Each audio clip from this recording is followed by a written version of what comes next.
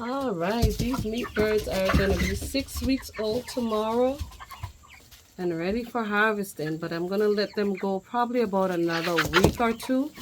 I'm just eyeballing them to see how well they're doing.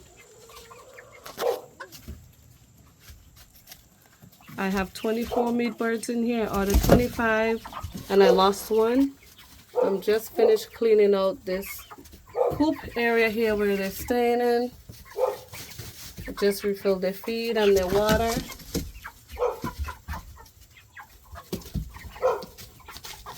They're doing well. They're not hopping around or don't seem like they have too much weight on their body. They're really growing nicely. And this time what I did with this batch of chicken here is I allowed them to eat only during the day and did not provide supplemental lighting for them at night so they can fill up. So during the nighttime their bodies will get a break, because if you provide light for them they would continuously eat, and hence the reason they come up with these health issues. Their structure can't hold the weight that they put on because they eat so much. They're bred to eat a lot of food, really heavy feeders, and they consume a high protein diet. They are now on meatbird crumble. It's right in here, it's high protein. I started them off with starter grower and now they're on meatbird crumble. And they're doing pretty well.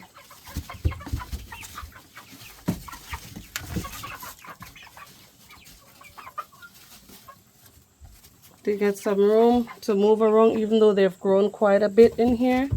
This is a really nice space. I would say 25 to 30 birds I usually would order and keep in this space from the time I receive them until the time they're ready to be harvested. And this is a really nice space here for them. There's room over in the corner here also. But they're looking pretty good. They're healthy. They have put on a whole lot of meat on them, which is what we want. They're going to have some really nice breast meat. I've been using this one feeder for the 25 birds and one water, which works out because there's no fighting. I just have to refill it every day. So when they're about, let's say, a month old, that's when I started refilling the feed every day, because they would finish off this entire feeder of feed in a day, and so would they with the water. Pretty good sizes. So they'll finish that off in a day.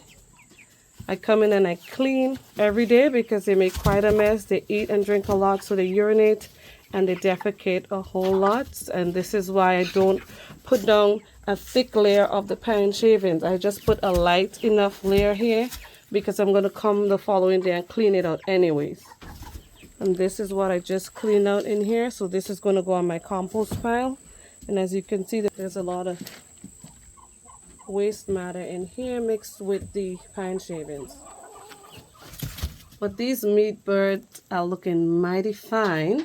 And we're going to come off with a whole lot of meat that's going to last us for quite a while. This is my 4th batch. And these here, for the first time, are all males. Males tend to grow bigger and put on a lot more meat than the females.